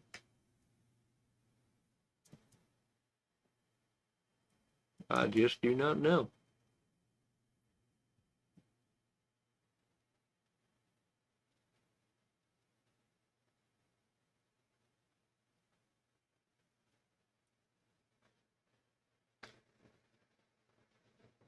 Human emotion is never out of control. And we got a horse pulling some sort of like wood chipper combine type thing. Human emotion is constantly out of control, Jim. I know. All right. I think my favorite, and we're gonna go back to normal. I think my favorite is the snowflake one. Oh, Peter's got some Burley Flake #1 from 2009. Fantastic, Peter. I hope you enjoyed that. Vietnamese language lesson. Sao. Sao? Am I pronouncing that right, Phil? Liar. A good one to know. Rain that identifies as snowflakes. Oh, there you go. Is that a hay baler, John? I don't know. All right, so what we've got here is we've got the Burley Flake #1 from Cornell and Deal, which is generally a very good blend. But this is from 2017, and it's just gotten to be magnificent. And it is in the 7LE 622, I believe this is. I love this pipe. The bowl on this is like the ideal pot shape for me. It's big enough. It holds enough tobacco. It's the right diameter. It's a wonderful Burley pipe. Before I light it, let me check the number on it because I always get the numbers wrong.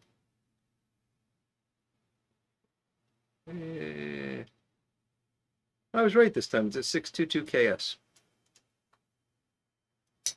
Once in a while. I get this one confused with the poker. In terms of numbers, not the pipes themselves.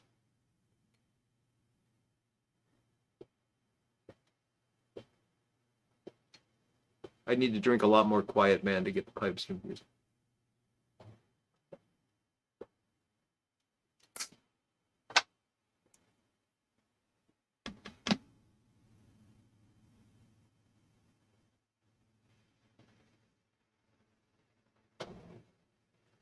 All right, so the winner this week is the snowflake one. If anybody disagrees, let me know.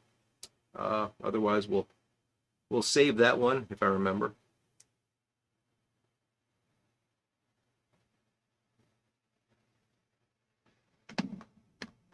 You sent me a screenshot of a chat, Bill. Did I miss it, or did you send it recently? Like after the last chat we had?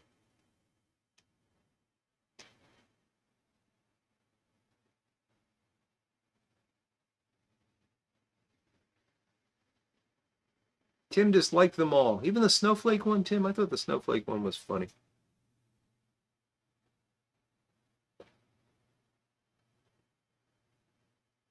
A Pipe Hunter's got Cornell and Deal CRF from 2022. CRF. Not down with the lingo, Pipe Hunter.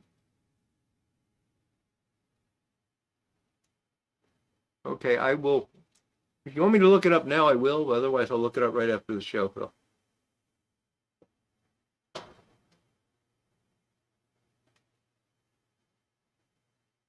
You want the saxophone, Patrick? I'm not a big bent pipe guy, so. Oh, Carolina Red Flake. Gotcha. Gotcha.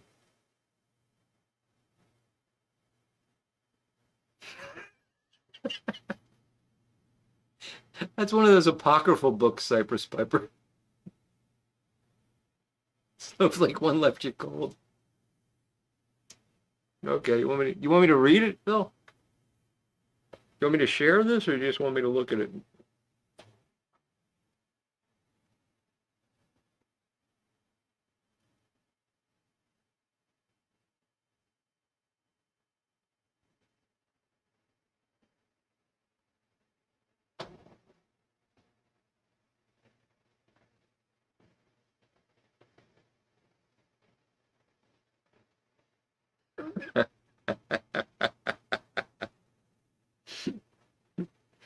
Okay.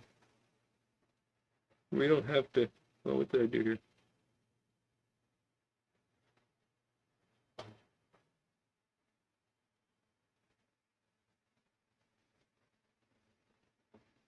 So am I the incompetent piper? I get it. Thanks. I'm, I'm sure you will, Phil. I'm sure you will.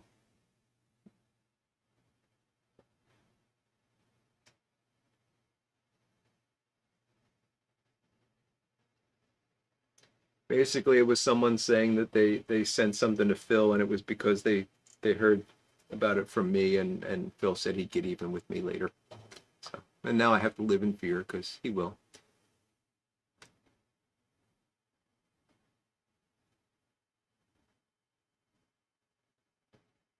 I think I think Matches has forever made Friday night the 673, or Friday day as well, the 673 uh, day for sure.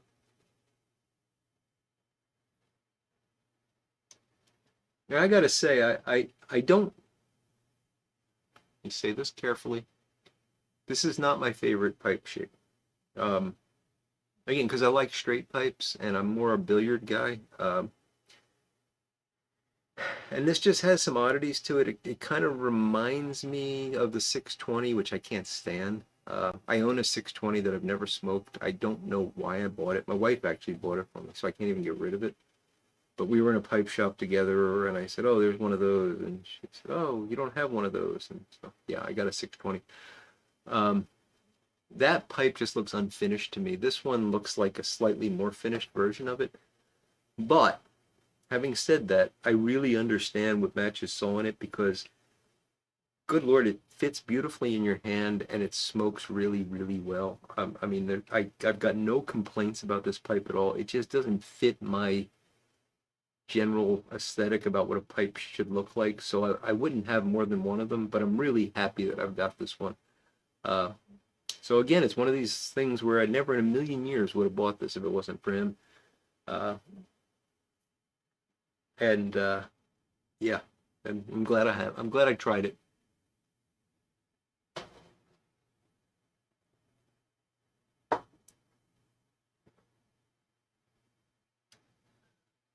I don't like pipes with alternative lifestyles. This is true, Tim.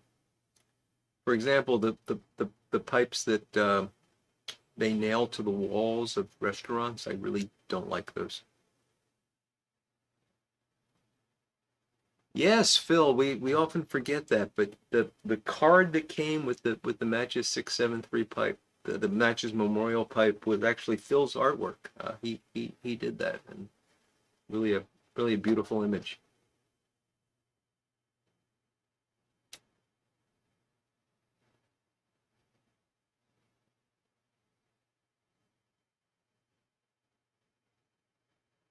Really, a P lip on 26, 22. Oh, okay, it's a system pipe with a P lip. Really, a Savinelli P lip. That is interesting, dry fly fishing.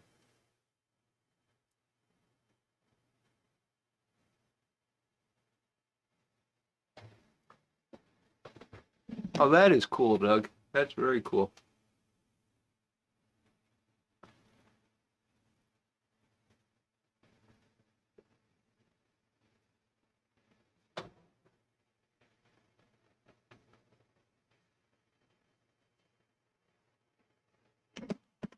That's a rare event, Tim. I should probably write this down, this date, and mark it. All right, Christian, you have a good weekend too. Give our best to Marie and take care, and we'll chat soon.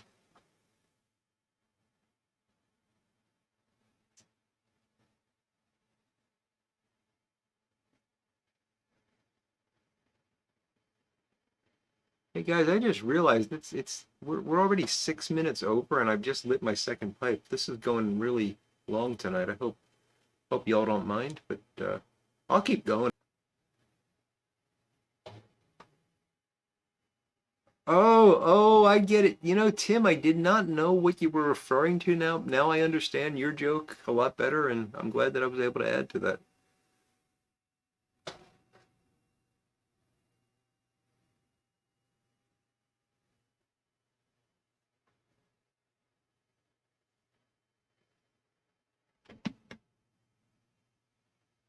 I know, Tim, you lead a relatively sheltered life. I know.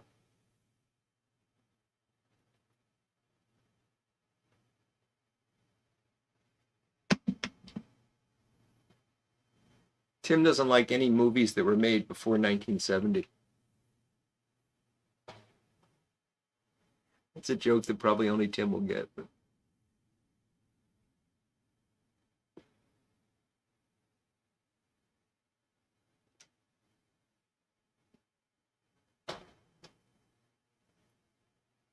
last Saturday, I watched. I was very happy because Svengoolie had the original Lugosi Dracula, Dracula 32, I think, uh, which is one of my all-time favorite movies. But I also watched creature feature The Savage Bees. That was a movie.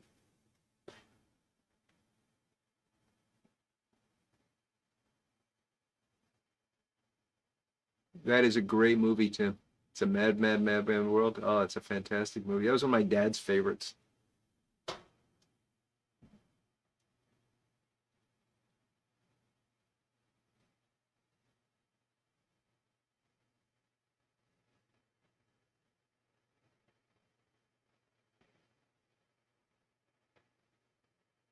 My dad liked very silly comedy, um,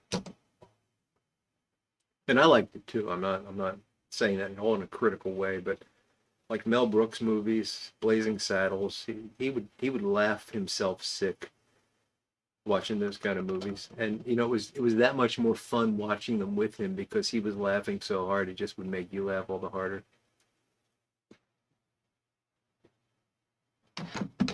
Some nice cars in Savage Bees, yes, Michael.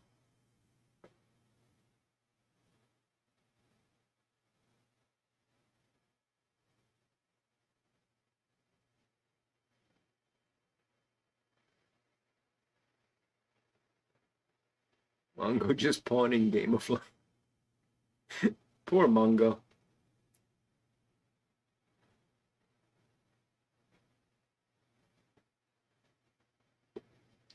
That's true. That's true, Doug. Mars Needs Women is a very campy one. Yes.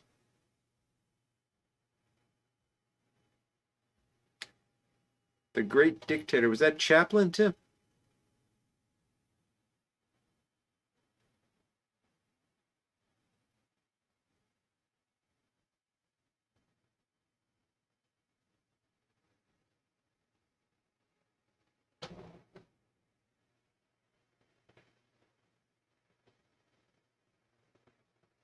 1/8, two bent?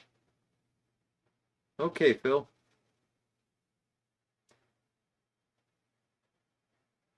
You're confusing me, Phil.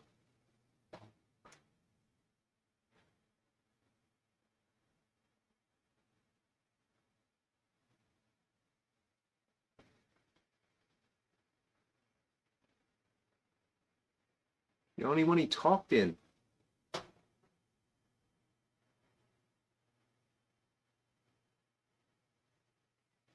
Yes. The Nostradamus Histler. Yes.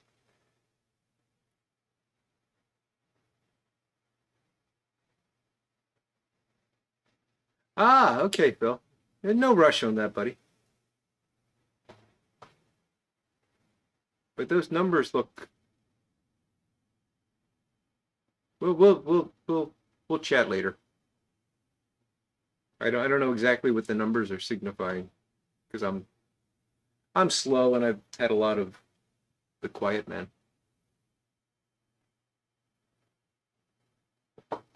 But bent is not bent, slightly bent, slightly bent.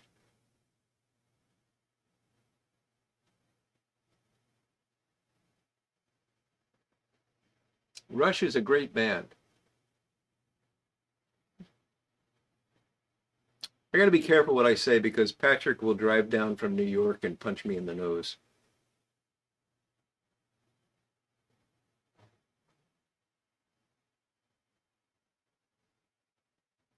There is some Rush that I enjoyed.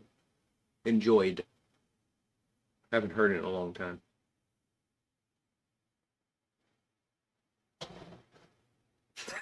Patrick says he'll agree with that. Okay. I don't know if you're agreeing with Tim or with me, Patrick, but I expected both. Doug,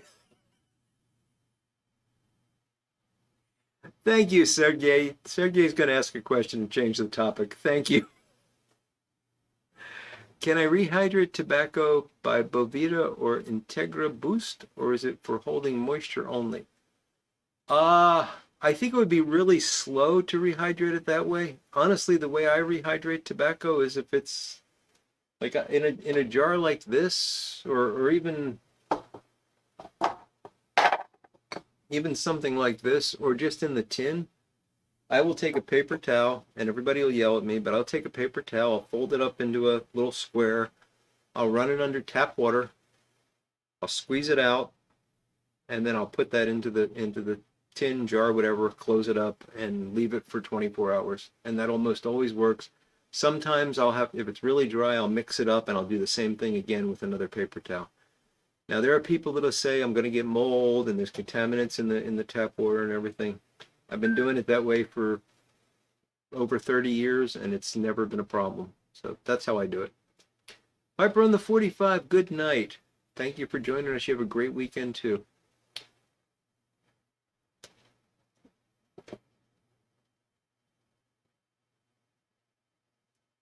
A gangster lean? Okay, Cole. I know you're kidding, Doug.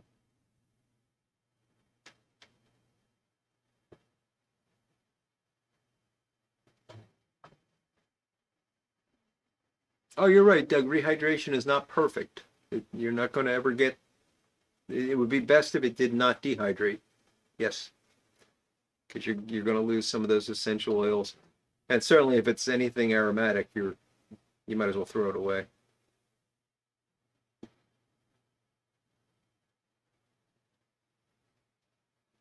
Okay, so Sergey, you're not that far off from what I do then. You're being careful with the distilled water. I've never found it necessary. I don't know about the apple slice thing, Phil. I mean, I guess it works, but then I'd have to cut an apple. I don't know. I'm just not rolling in apple slices. I rarely have an apple slice handy. I always have a paper towel handy.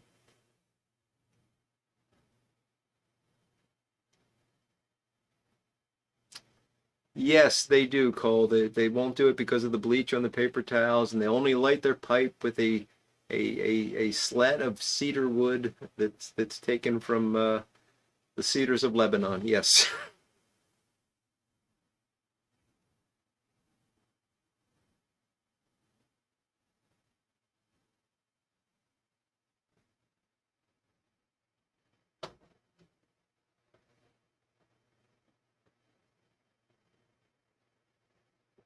Pinkies up, indeed.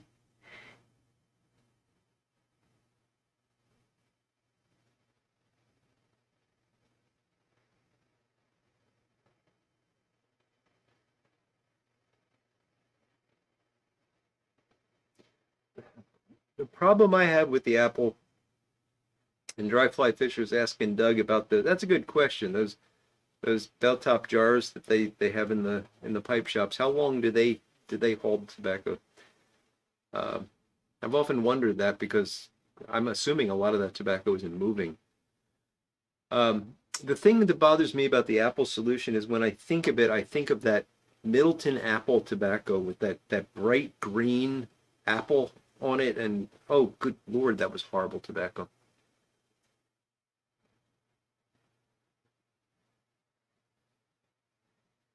That wasn't very nice of Reverend Smitty, Tim, and yes, I got the song reference.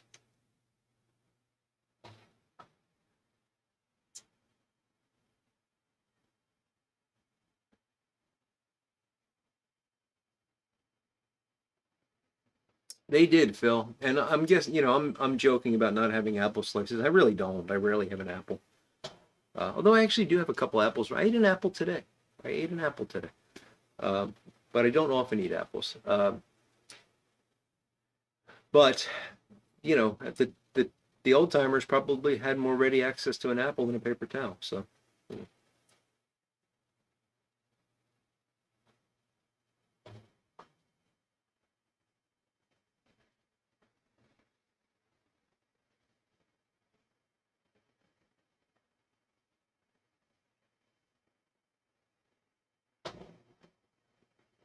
yeah, I wasn't worried about the apple flavor, but it's good to know that it doesn't impart flavor. I just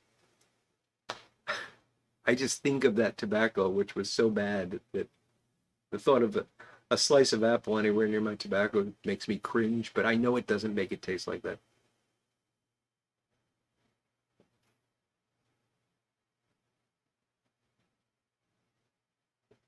The only thing worse than finding a worm in your apple is finding half a worm. Ain't that, Doug, you should replace Inspirio. That's a much better inspirational poster.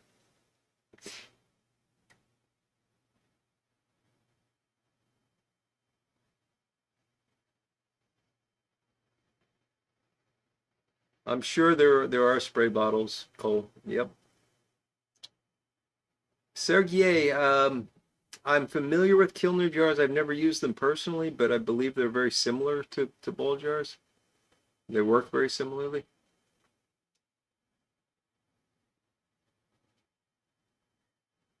Really, Ron? Well, that man must have had a tongue of steel.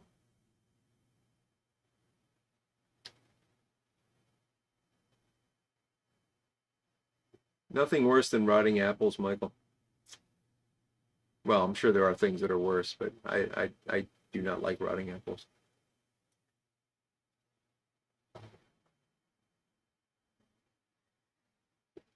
Tim, I don't want to go there. There's so much wrong with that. I'm just gonna let that go by. Could not afford the pay cut. Oh, to be in spirit? Yeah. I wouldn't expect you to quit your day job, Doug.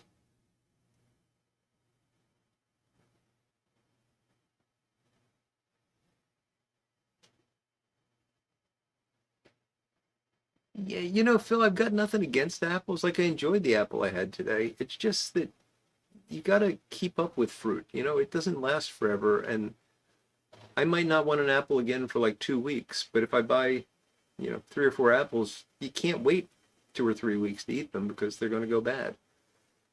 And then there's fruits like pears, which I really like a pear, but pears are either rock hard or they're perfect to eat for about 30 seconds and then they're rotten. And I've never found a good way to get a pear that I could enjoy. Ah, so you sell the Kilner jars at cargo help. Very cool, Doug. And they work really well. Okay, good to know. Holy smoke. Oh, Tim, I knew there was a joke coming. Okay. Fried apples are great for breakfast. Hmm. I do like an apple fritter. Does that count?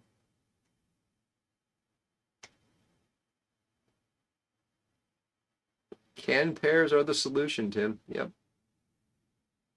But then they're all in, well, you got to get them in water. We always had canned fruit when I was a kid. That was our dessert. And the fruit cocktail, I remember that. And me and my brother and sister would fight over who got to have the little maraschino cherry half, which tasted like nothing. So I don't know why we fought over it.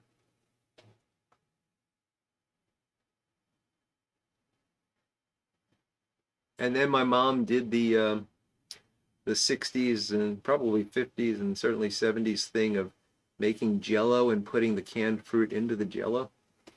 And that always had a very interesting effect. She also would put sliced bananas in jello, and that was weird because they would get funny.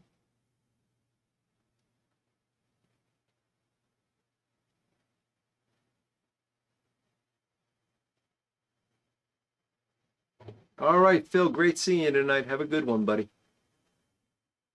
Yeah, I better draw this to a close soon. We're almost half an hour over.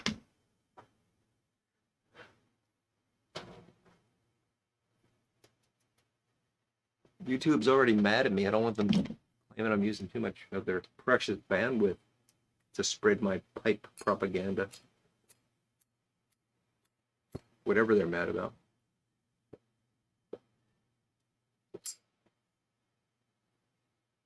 Green Jello with shredded carrots? That's odd, Ron. Never heard of that. Celery in Jello? Oh my goodness. Yes, Jello molds with mayonnaise and fruit. Yes, that's disgusting, Phil.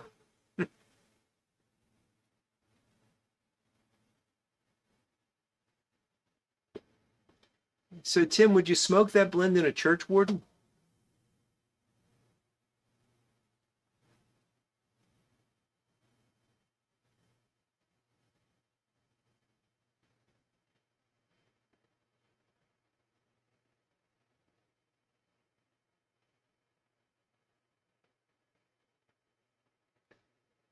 Ah, okay. So you just go straight with the fried apples in a skillet. Gotcha, creator.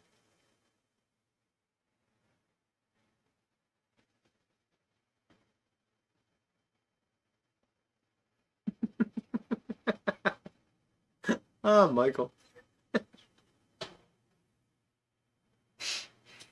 Oh my goodness. It's a great set. Yeah. I don't know what they're upset about, Phil, but they've permanently made me adults only, which I'm kind of proud of. Thank you, Tim. I appreciate that.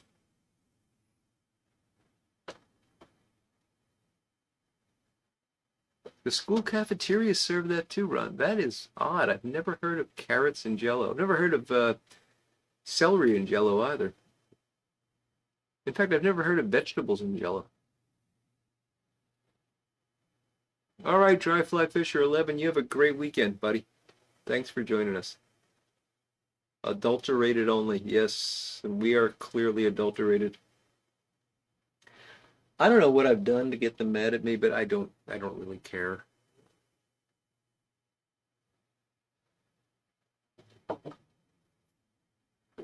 They've got their rules and more power to them.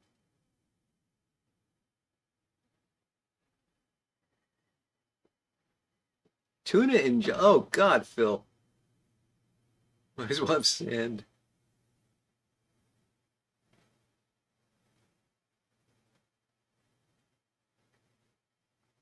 Yes, Sergey, I have many Czech tempers. I have them scattered around, actually. I've got one that I keep out on my back patio year round. It's rusted and but it still tamps.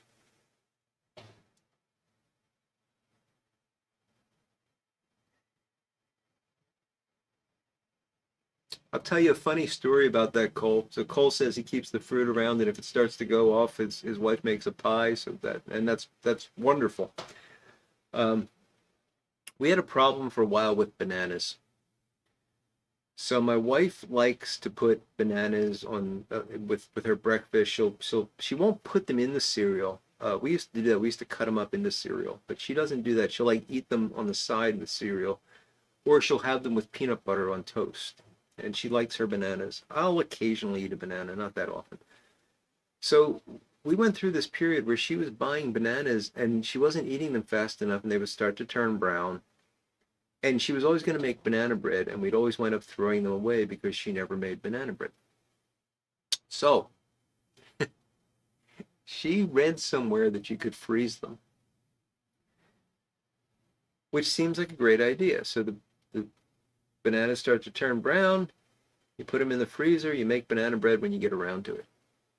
The problem was we had a freezer full of brown bananas, and I never got any banana bread. So eventually I convinced her to stop freezing the bananas.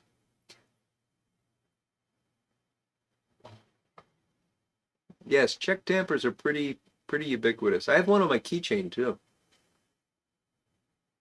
which I always forget that I have. That's the funny thing. I'll like tamp with my finger and burn my finger, and then I'll go, oh, that's right, I got a tamper in my pocket.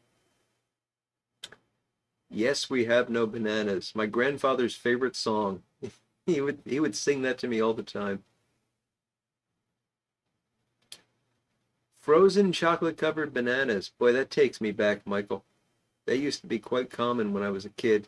They'd actually sell them on the beach, which is one of the reasons my grandfather would sing, Yes, we have no bananas.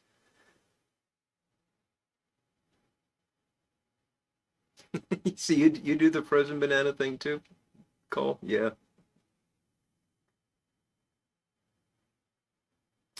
Absolutely, Sergey. It's wonderful that you joined us. I hope you can do so again. They're good for smoothies. You're right, Peter. Yep, you're right. Well, folks, we are coming up on 10 o'clock, and I think we're going to finally draw this to a close. I want to thank you all for sticking with me for so long, and I will finish up the quiet man here.